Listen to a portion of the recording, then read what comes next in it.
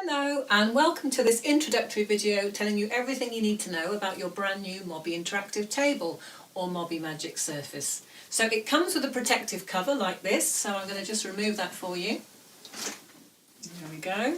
You can see it's on 4 casters, each with its own lock, and that can easily be wheeled around on any floor. Obviously you can go in a lift if you need it to, and because of its size it can be safely put away in a cupboard and stored between sessions. Equally, you could leave it out in a room ready for use. I'm just going to swivel this round for you so you can see how easily it moves. And we have a storage compartment on the back which houses a keyboard, the remote control, 2 manuals, one's a product manual, the other's a user manual, and a power lead for the system. So we're all plugged in and ready to go. I'm just going to turn it around to show you something at the back that we're going to need now. And this is your up-down button there. So you can see there's an up arrow and a down arrow, and we're going to use those to get the Mobii to the right height. Okay, so if you're running a session on the floor, this position is going to work already, but if you are hoping to use it on a table or a bed, you're actually going to need to use the up arrow to bring the Mobii up to the height that you require.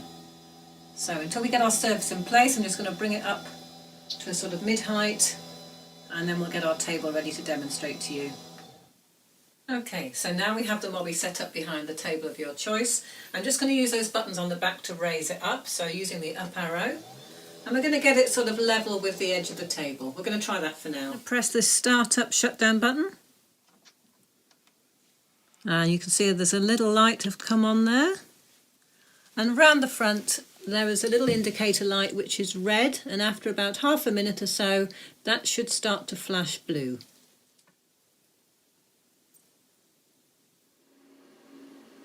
You'll hear the projector come on, and then you'll get the welcome message on your surface. And there we go. Now at the moment it's not lined up with the table, it was just a guess. So we're going to use the up and down arrow again, just to line it up with the edges of your table. So going a little bit higher now with the up arrow, a little bit more until we get level with the edges. So now we're into a whole menu of applications listed alphabetically by effect. So I'm going to use the left and right arrows to move along the applications, left or right, and the up and down arrows are navigating north and south. As you navigate across each application, it becomes highlighted, and the notes at the top of your screen give you all the information about that app. So this one is called Feathers and Birds. The description is that it's feathers scattered over a woodland scene, and the notes tell you this is a calming application with birdsong. So I'm now going to press OK in the middle of that navigation button, and that will select that app. So there's a little buffering sign, and then you get your loading screen, which is only there for a very short time, and then your app is loaded. So this one is a scatter application, which means all of those feathers floating on the top can be scattered just by moving your arms across the surface, revealing an image underneath. So while we're on this application, I'm just going to quickly show you how the volume control works. Using these buttons here, we can either increase the volume by pressing the plus button, obviously good for somebody with a hearing impairment, should be able to hear those birds getting louder, and if we've decided that's too high, we use the minus button to come back down again. Once you've finished using an application, you only have to press OK again, and you come straight out of it back to the menu. You can see that each effect has a different colour surround. So if you're choosing a quiz application, they are surrounded by a purple box. Moving down to yellow, they are all our scatter applications, so objects that scatter on the surface. Moving down again, we get to those that are surrounded by red, and these are our Splat applications. Going down through those, we come across the blue, which are our water applications. Down through water to green, these are the wipe effect, which I'll show you all of these shortly. Orangey red, which are the zones applications. So this quiz application is a spring quiz. The question is here at the top, and then on this one there are 3 possible picture answers. Now, to avoid anybody choosing those before you discuss the question, I'm going to press this dark green button here, which is the freeze button. You'll see a hand appears in the top left hand corner, with a red line across it. So that now means no matter what we do on the table, nothing is interactive.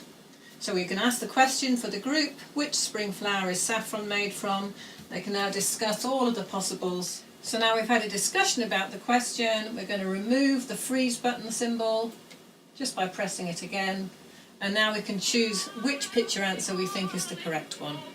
I happen to think that it's crocus. If you get an incorrect answer, the question will wait until you find the right one before moving on automatically to the next question.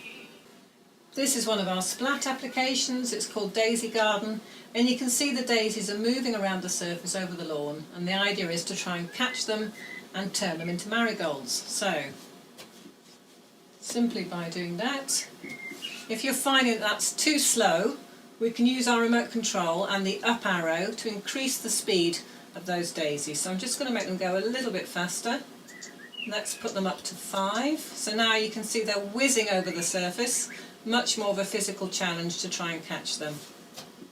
And of course, if somebody on the other side of the table is struggling to reach in time, you can use the down arrow to slow them right down again, almost to a virtual standstill. And once you've caught all the daisies, you have a lovely daisy reward. So this is one of our water applications. You can see this is a rock pool. I'm just going to show you what the effect is when I roll a ball across the surface, because it's a really good way to use these.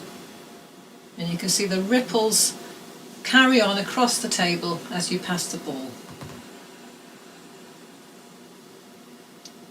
This is another wipe application, but this time there's a whole sequence of images. So as we wipe away the sky, we see a forest walk. And that needs to recover before the next image in the sequence can be seen. So the way to do that is to use our down arrow and reduce the fade back delay. So it comes back much quicker. And now when you go in again, you should have the next image in the sequence or on the walk. We're now in a bluebell wood. So we're now in one of our zones applications. And in zones, only parts of the table are interactive. So on these, it's the puddles. So I'm just going to throw a beanbag into the furthest puddle. And you should be able to see in here, I'm going to turn the volume up, the fish jumping out. There we go. Often in zones, music plays an important part. So on this one, each of these coloured tiles will play a note when you land on it.